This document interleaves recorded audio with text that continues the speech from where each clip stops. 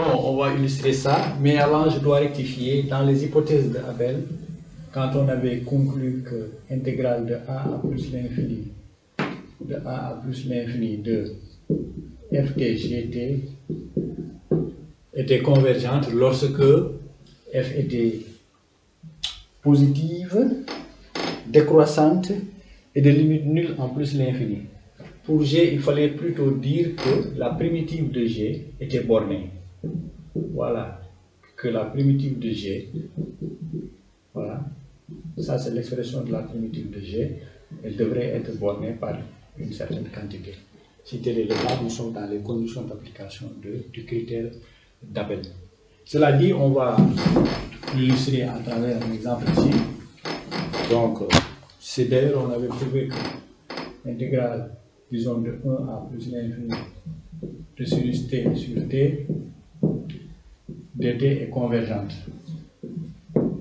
Alors, le critère d'Abel permet de montrer qu'une intégrale est semi-convergente, c'est-à-dire qu'elle est convergente lorsque elle n'est pas absolument convergente. Donc ici, on voit bien qu'on peut poser, voilà, f de t égale 1 sur t. Cette fonction, elle est bien supérieure positive, elle est également décroissante, voilà, et sa limite de f en plus l'infini, c'est bien 0. Alors maintenant, sinus de t, voilà, en posant g de t égale sinus de t, alors dans ce cas, cette quantité là aussi, vous pouvez vérifier, bon, que, voilà, sinus de t, voilà, d de t, de 1 à plus l'infini ou a à plus l'infini, que on peut vérifier que ceci est également une quantité bornée. Voilà, cette quantité qu'elle est bornée, ça ne pose pas beaucoup de problèmes, parce que ça donne simplement ça, hein, moins cosinus de t à x. La différence, si on fait le calcul, c'est cosinus de a moins sinus de x. Sinus de x, et dans tous les cas, cosinus et sinus, c'est deux valeurs qui sont comprises entre moins 1 et 0.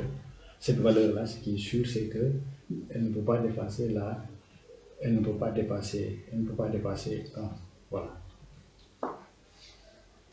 Elle ne peut pas dépasser 1 parce que le cas extrême, c'est quand l'une vaut 1 et l'autre vaut 0. Voilà, c'est le cas extrême. Bon, disons, on peut toujours dire que voilà, c'est inférieur à, même pas à 1, mais à 2, c'est sûr. Voilà.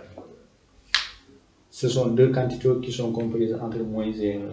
La somme ou la différence ne peut pas dépasser 2. Voilà. Bien, maintenant, voilà, on a réuni les conditions du critère d'Abel, ce qui nous permet de conclure à la convergence de cette intégrale-là. Voilà, à la convergence de cette intégrale. Ce résultat est beaucoup plus général.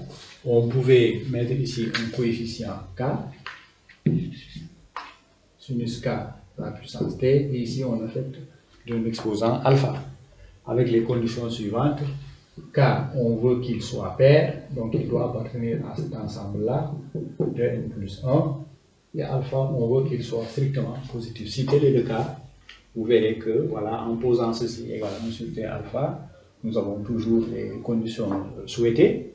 Et là aussi, maintenant, sinus de kt, voilà, on procède par linéarisation. Ce sera une somme de fonctions, une somme de sinus de, voilà, sinus de, voilà, certainement des coefficients, point d'interrogation, disons, alpha k, sinus, alpha k, sinus, sinus kt, plus, etc., alpha k moins 1, sinus k moins 1 t, ainsi de suite, jusqu'à, voilà, etc. C'est une somme de sinus de k. C'est ça que donne la linéarisation. Maintenant, l'intégrale de chacune de ces termes-là, de chacun de ces termes, sera borné de la même façon que ça. C'est évident. Voilà, par le même raisonnement, on montre que c'est borné. Et cette intégrale-là, sous les conditions-là, elle est également convergente, sans être absolument... Elle est également convergente sans être absolument... Bon, disons qu'elle est convergente, voilà, c'est ça.